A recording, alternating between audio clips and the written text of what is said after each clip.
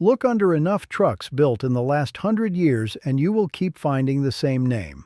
Spicer, stamped into the drive shaft, cast into the axle. Most men who have turned a wrench assume Clarence Spicer invented the universal joint. He did not. The universal joint is old, not decades old, centuries. A mathematician named Girolamo Cardano described the thing back in 1545. Robert Hooke worked out the geometry of it in the 1670s. The basic idea, a joint that bends while it keeps on turning, was older than the automobile, older than the steam engine. And by the time Spicer came along at the turn of the century, French makers like de Dion and Renault were already running open universal joints under some of their cars. So if he didn't invent it, what exactly did he do to earn his name on half the drivelines in America? He caged it. Every truck ever built has the same basic problem. The engine sits bolted rigid to the frame, but the wheels underneath are always moving. Up over bumps, down into holes, side to side around every corner. Something has to carry the engine's power back to those moving wheels without snapping in half. That something is the universal joint. It lets a spinning shaft bend and keep on turning. Without it, there is no drive shaft, no live axle, no rig on the road at all. The joint was never optional. The only question was whether it could last. On the roads of the early 1900s, it could not. There were no highways worth the name. There was dirt, there was dust, there was mud, and every bit of it went straight into anything that moved and sat exposed. An open universal joint out in that mess was a countdown. The grease flung off as it spun. The grit worked its way in between the bearing surfaces like grinding paste. The joint wore, it seized, and then it let go, sometimes within a few miles of setting out. Out on those roads, a failed driveline meant a man on his back in the dirt, or a long walk home. A car with an exposed driveline was a car you did not trust past the edge of town. What Spicer patented was not the geometry. It was the housing. An encased joint at each end of a tubular drive shaft, each one sealed inside a steel casing that trapped the grease where it belonged and kept the road out. His own patents lay it out plainly. A casing that formed a reservoir for the lubricant, feeding the bearing surfaces as the shaft turned. He did not invent the universal joint.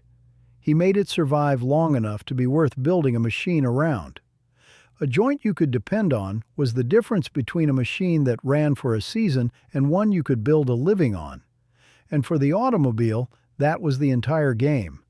And it did not stop with cars. When the truck grew up and started hauling real weight over real distances, the driveline underneath was doing far harder work than any early roadster ever asked of it.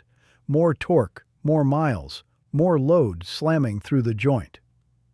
The sealed joint Spicer built was the ancestor of the ones still spinning under every rig on the interstate. Same idea, scaled up and hardened. Here is where the man came from. He grew up on a dairy farm in Illinois, and he learned his mechanics on the equipment of the family creamery. The kind of place where you either kept a machine running or you learned exactly why it quit. He was sharp enough with his hands and his head to get into Cornell, into the Sibley College of Engineering, one of the finest programs in the country, and he designed that sealed joint right there, as a class project, a motor car assignment.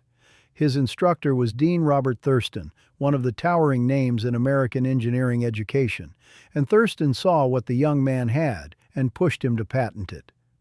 Then, in October of 1903, Thurston died. Without the one man who had believed in him, Spicer made a decision that tells you everything you need to know about him. He was in his final semester at Cornell, and he walked away from it. He left without the diploma to go build the joint himself.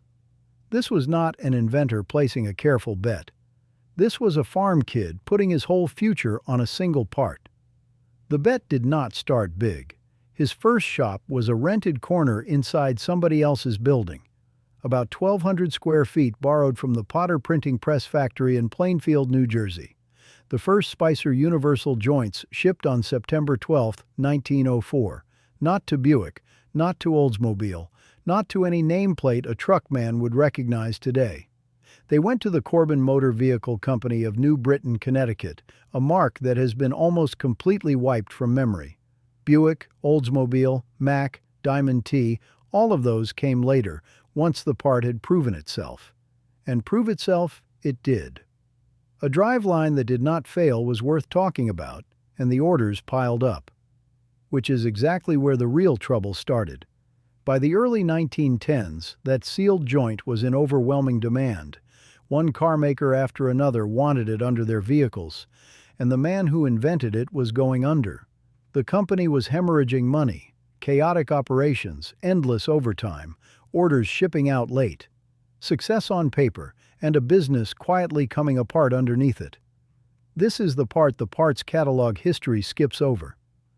Charles Nash, the man running General Motors, was personally driving to that cramped little shop in Plainfield to lean on Spicer and get his own orders pushed to the front of the line.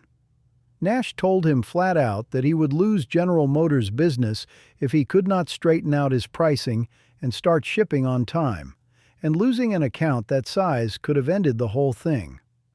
Spicer was, by every account, a gifted engineer with almost no instinct for running a business. The invention was a triumph.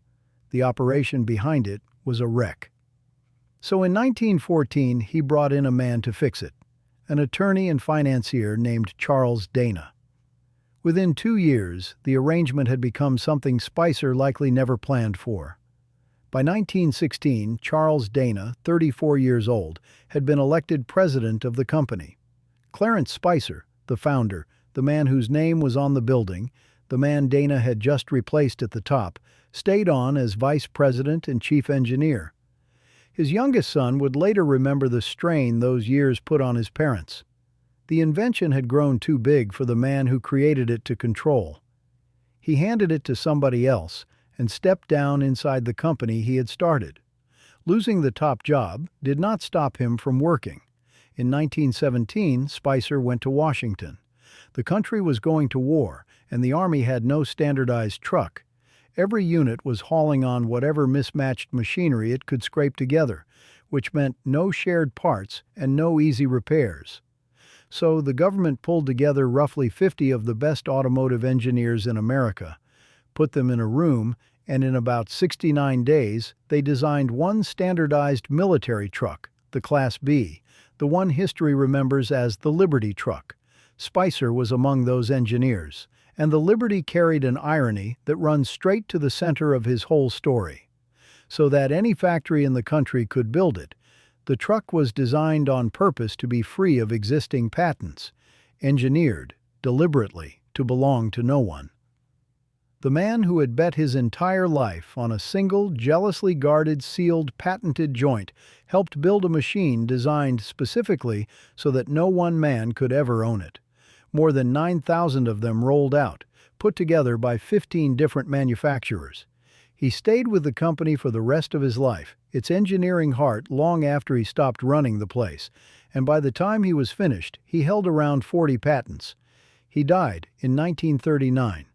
7 years after that, in 1946, the Spicer Manufacturing Company changed its name. It did not become the Spicer Corporation, after the dairy farm kid who invented the part sitting under nearly every driveline in the country. It became the Dana Corporation, after Charles Dana, the lawyer who had straightened out the books and taken the president's chair. That company today is a Fortune 500 giant. The inventor's name survived too, but only as a brand stamped into driveshafts and axles, a label riding on the very part he built, while the money man's name went on the door. And maybe the truest thing anyone ever said about it came from Dana himself.